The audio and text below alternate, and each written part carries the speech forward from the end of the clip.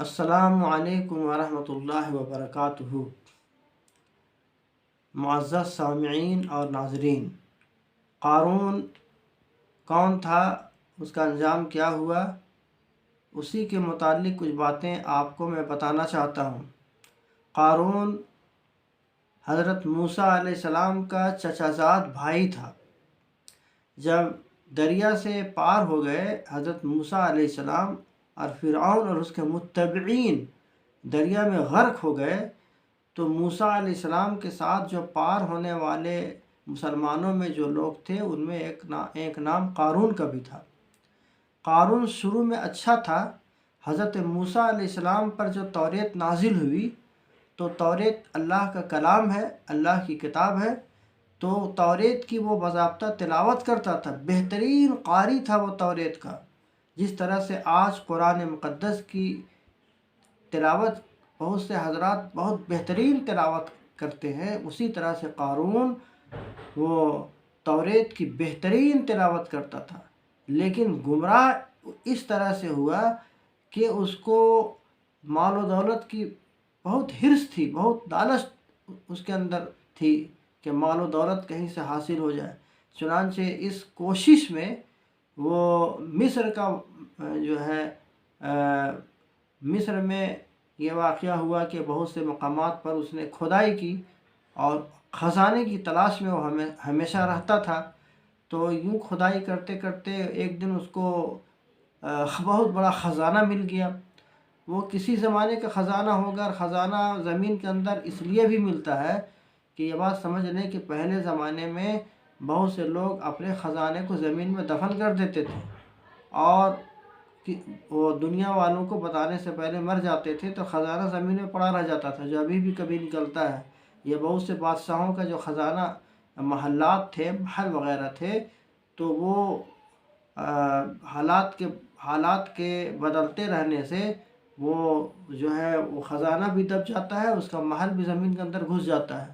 بعد میں کھدائی کرنے سے اس کا محل بھی نکل جاتا ہے، خزانہ بھی نکل جاتا ہے۔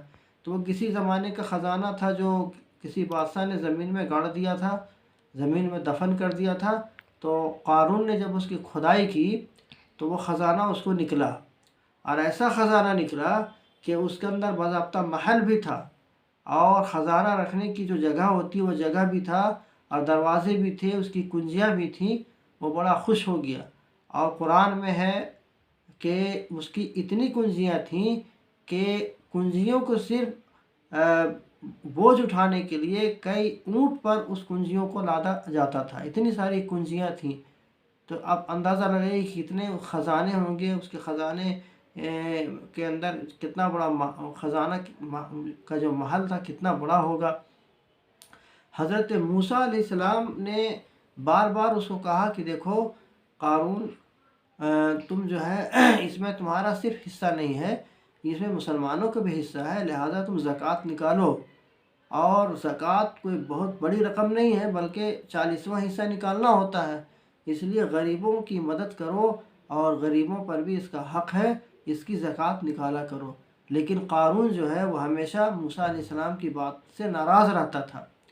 تو ایک دن اس نے ایک پروگرام بنایا، ایک عورت کو کچھ اشرفیاں دے کر کے، کچھ روپے پیسے کا لالچ دے کر کے یہ کہا کہ حضرت موسیٰ علیہ السلام پر نعوذ باللہ تم جو ہے زنا کا الزام لگا دینا۔ اب وہ عورت بھی دیکھیے کہ تیار ہو گئی۔ مال و دولت بہت خراب چیز ہے، مال و دولت کی وجہ سے انسان گمراہ ہو جاتا ہے۔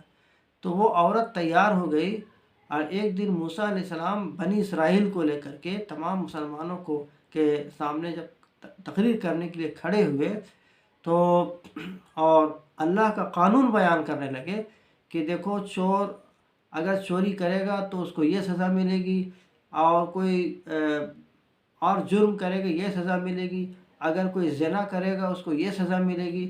تو قارون بھی وہیں بیٹھا ہوا تھا، اور اس کی جو بہکائی ہوئی عورت تھی، جس عورت کو اس نے اشرفیاں دے کر کے موسیٰ علیہ السلام پر الزام لگانے کو کہا تھا، وہ عورت بھی وہیں بیٹھی ہوئی تھی۔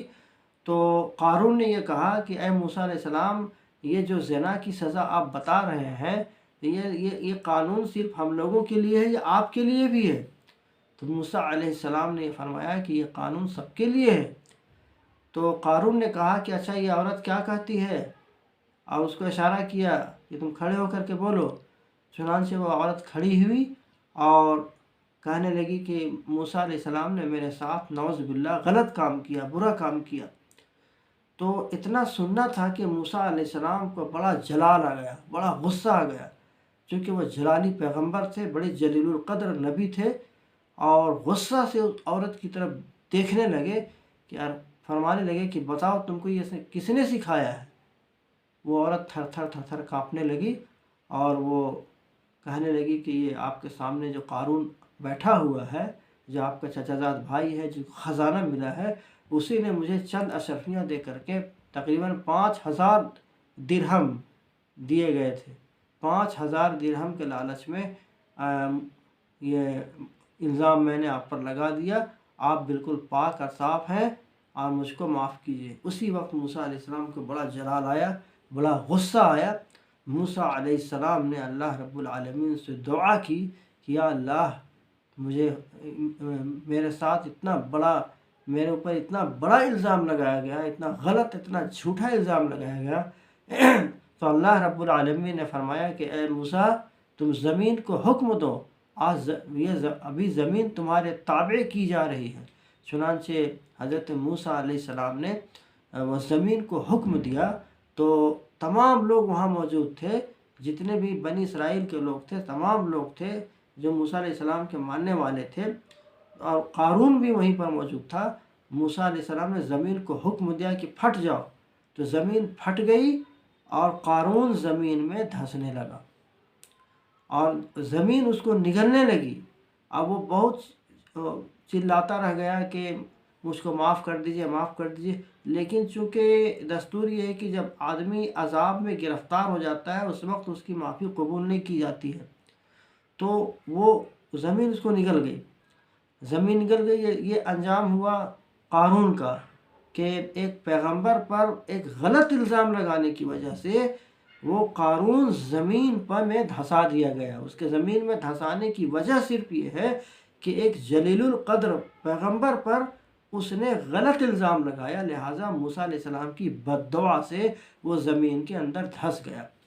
اب اس کا رہا مسئلہ خزانہ کا مسئلہ، تو اب خزانہ اس کا بہت بڑا خزانہ تھا، تو موسیٰ علیہ السلام اگر چاہتے تو اس کے خزانے کو تمام مسلمانوں میں تقسیم کر دیتے، لیکن چونکہ بنی اسرائیل کے جو لوگ تھے، یعنی موسیٰ علیہ السلام کے جو ماننے والے تھے، وہ عجیب قسم کے لوگ تھے، زیادہ اعتراض بھی کرتے تھے، اور وہ سچے اور پکے اس میں بہت کم مسلمان تھے، اور طرح طرح کے اعتراضات بھی کرتے تھے۔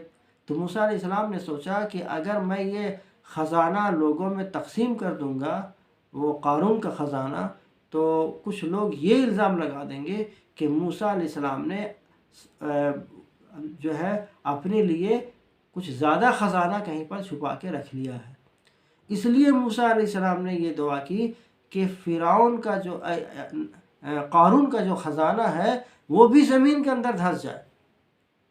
چنانچہ موسیٰ علیہ السلام کی دعا کا اثر یہ ہوا کہ قارون کا جو خزانہ تھا وہ زمین کے اندر دھس گیا، اور وہ دھستا ہی چلا جا رہا ہے۔ تو اسی پر میں اپنی گفتگو ختم کرتا ہوں۔ وما علینا الا البلاغ المبین۔